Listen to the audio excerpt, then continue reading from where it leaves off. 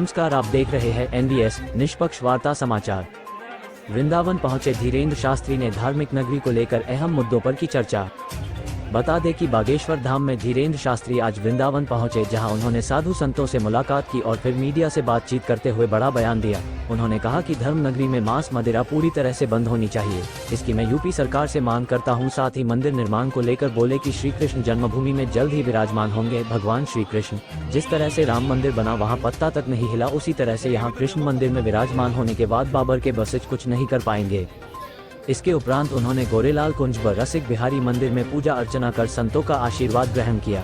इस दौरान महाराज श्री के दर्शनों के लिए भक्तों की भारी भीड़ उमड़ पड़ी, जिसके चलते संपूर्ण परिसर में जयकारे गूंज उठे। इस दौरान मीडिया से रूबरू हुए पंडित धीरेन्द्र कृष्ण शास्त्री ने कहा कि अब वो दिन दूर नहीं जब मथुरा में भी भगवान श्री कृष्ण जल्द भव्य मंदिर में विराजमान होंगे। वहीं उन्होंने ब्रज क्षेत्र में खुलेआम बिकने वाली शराब की बिक्री पर भी अंकुश लगाए जाने की बात कही। उन्होंने कहा कि ब्रज क्षेत्र भक्तों की आस्था का केंद्र है। सरकार से अनुरोध है कि ब्रज नगरी के आसपास 20 किलोमीटर के क्षेत्र के अंतर्गत मांस मदिरा की बिक्री पर भी प्रतिबंध लगाए जाए, जिससे कि ब्रज क्षेत्र की गरिमा बनी रहे। तीर्थ स्थल होने के नाते सरकार को अहम कदम उठाने की आवश्यकता है।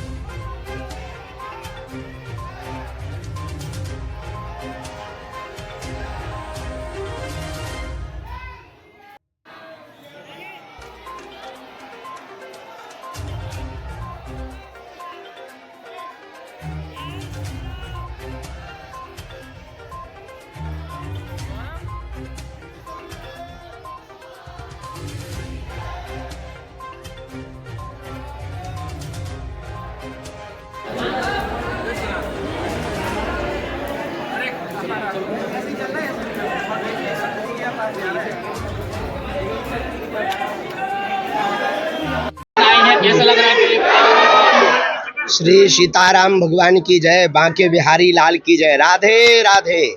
श्री हरिदास।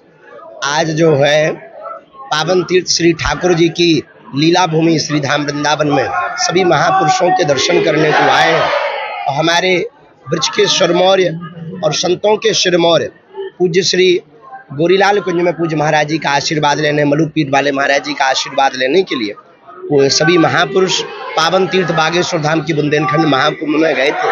वहाँ पर जो है खूब ब्रज का रस प्राप्त हुआ। वृंदावन आकर बहुत अच्छा लगा। होली महोत्सव यहाँ दिव्य और भव्य हुआ, उसके लिए बहुत बहुत शुभकामनाएं। बस ब्रज के आसपास के 20 किलोमीटर से अगर मदिरा विक्रय, मांस विक्रय बंद हो जाए तो वृंदावन स्वर्ग से प्यारा तो है ही है। हमको बहुत प्रसन्नता हो। यहाँ की सरकार निश्चित रूप से माननीय मुख्यमंत्री जी बहुत अच्छे हैं और सनातन के प्रति उनके भाव बड़े समर्पित भाव हैं। तो अगर हमारी बात तुम्हारे द्वारा पहुँचे, अब हमारी तो कोई सुनता नहीं, तुम्हारे द्वारा अगर पहुँच जाए तो वृंदावन ब्रज के परिक्षेत्र के 20 किलोमीटर के अंतर्गत कोई भी मांस एवं मदिरा का विक्रय पूर्णतया प्रतिबंध हो जाए। आते ही हमें बड़ा कष्ट हुआ। जैसे ही मोड़ पे पहुँचे वहाँ अंग्रेजी शराब की दुकान को पड़ा देखा, हमें बहुत आत्मीय कष्ट हुआ। हाईवे से अंदर आती यह नहीं होना चाहिए। हमारा ब्रज परिक्षेत्र है, इनकी तो ठटरी भरनी चाहिए। देखो ये तो तय है, 100% है। ठाकुर जी बैठेंगे एन कैन प्रकार। हम सभी, हमारे सभी ब्रजवासी हमारे प्राण हैं। हम ब्रजवासियों के चरणों को पकड़कर, इन संतों को आगे कर हमारे ज्येष्ठ भ्राता श्री देवकीनंदन ठाकुर जी बहुत पुरजोर तरीके से श्री कृष्ण जन्मभूमि के लिए अनवरत जो है तैयारी कर रहे हैं। और हर हाल में हम सभी संत मिलकर के ठाकुर जी को वहां बैठवाएंगे। जैसे राम मंदिर पर प्रभु राम लला विराजमान है और पत्ता भी नहीं हिला, ऐसे ही मथुरा में ठाकुर जी बैठेंगे और बाबर के खानदानों की ठटड़ी भरेगी, क्योंकि ये देश रघुबर का है। ये बताइए कि आप लोग, आपके यहाँ भी लाखों भक्त हैं, तो आपका दरबार वृंदावन और मथुरा में कब लगने वाला है? यहाँ खुद दरबार लगा हुआ है स्वतः। बांके बिहारी दरबार से बड़ा कोई दरबार है? यहाँ दरबार की आवश्यकता नहीं है। यहाँ तो नाम जप भक्ति की महिमा है। यहाँ तो हनुमान जी स्वतः आकर के भक्ति में मस्त हो जाते हैं। तो हमें लगता है यहाँ दरबार की आवश्यकता नहीं है, लेकिन बहुत जल्दी कथा की सेवा जरूर करेंगे।